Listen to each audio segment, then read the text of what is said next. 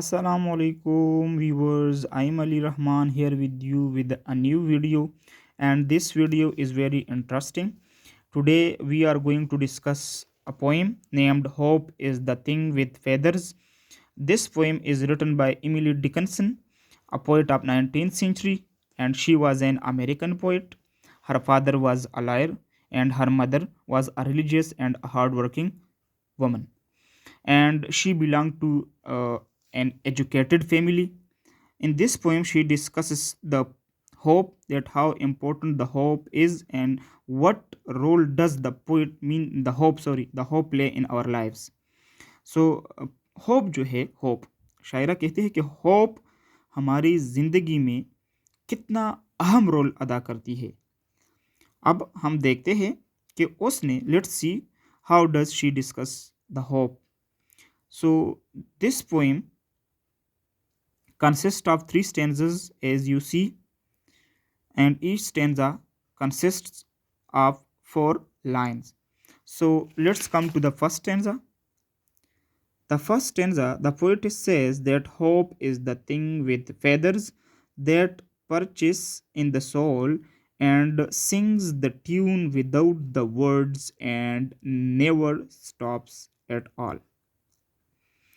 शायरा कहती है कि होप जो है, होप ये पर रखने वाली चीज़ है। होप ऐसी चीज़ है विथ फेदर, जिसके पर होते हैं। That purchase in the soul, purchase का मतलब है रहना, टिकाना। ओके, उसकी जो रहने की जगह है, होप की जो रहने की जगह है वो इंसान के दिल में रहता है। होप की बात करें, and sings the tune without the words, और ये एक ऐसी धुन जो है, धुन, ट्यून का मतलब है धुन। ओके, धुन गाती है जिसके कोई अल्फाज नहीं होते। विदाउट वर्ड्स, कोई अल्फाज नहीं होते, बगैर अल्फाज के एक धुन गाती है। And never stop at all, और ये जो मौसीकी है, ये जो धुन है, कभी रुकती नहीं है। ओके, हरगिज ये जो है नहीं रुकती है। फिर दूसरे स्टेंजा में शायरा कहती है कि and sweetest in the gale is heard and sore must be the storm that could abash the little bird that kept so many warm. Sweetest का मतलब है कि मतलब शीरी। ओके, मतलब जिसकी मतलब बहुत स्वीट, जिसे हम कहते हैं स्वीट, शीरी। जो गेल है, गेल मीन्स आंधी, तूफान। तो ये जो मौसीकी है और ये जो धुन है, ये हमें आंधी और तूफान में भी सुनाई देती है। लेकिन कैसी सुनाई देती है? ये हमें शीरी मौसीकी सुनाई देती है। समझ गए ना? And sore must be the storm, और ये जो तूफान है, सोर मीन्स तेज, ये कितना ही तेज क्यों ना हो, तब भी हमें ये मौसीकी सुनाई देती है, चाहे ये तूफान कितनी ही तेज क्यों ना हो।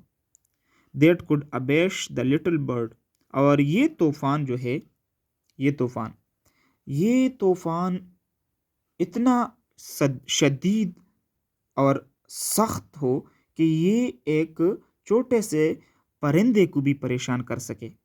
That kept so many worm, और ये बहुत सारे लोगों को पुरजोश रखती है। अगर हम यहाँ पर बात करें तो हमारी जो शायरा ने यहाँ पर तूफ़ान की जिक्र की है, तो तूफ़ान मीन द ट्रबल एंड सारो इन आवर लाइव्स। ओके, हमारी ज़िंदगियों में जो हमारी परेशानियाँ हैं, मुसीबतें हैं, तो उसकी बारे में शायरा बात करती है कि मतलब हम कितने ही परेशान होते हैं, मतलब फिर भी हमें एक उम्मीद होती है कि हम उन परेशानियों से निकल आएंगे।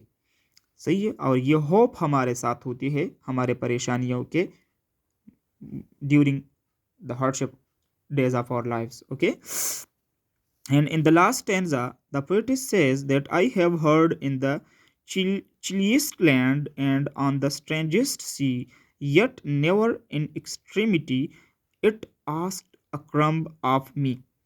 शायरा कहती है कि मैंने ये जो आई हैव हर्ड, मैंने सुनी है, शायरा खुद कहती है कि मैंने सुनी है किस चीज़ को, इस होप की धुन को, मौसीकी को, इन द चिलीस्ट लैंड, सबसे सख्त तरीन, सॉरी सर्द तरीन जगहों पर।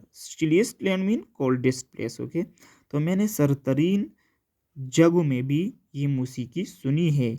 एंड ऑन द स्ट्रेंजेस्ट सी, और ऐसी सी में, ऐसी समुंदर में मैंने ये सुनी है जो कि नामालूम समंदर हो, बहुत अजीब हो, नामालूम हो।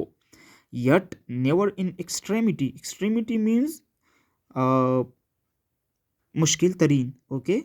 और हाँ, मैंने मुश्किल तरीन हालत में भी ये सुनी है, फिर भी मुश्किल तरीन हालत में भी मैंने ये मौसीकी सुनी है, होप की।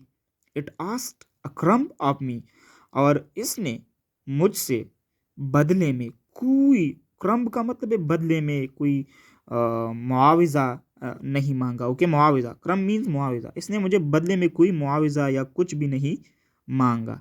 समझिए, hopefully you understood the point. Okay, our poetess was born on December 10, 1830, and God died at the age of 55 on May 15, 1886. Thank you for being with us here, and see you in the next video, inshallah. Allah Hafiz.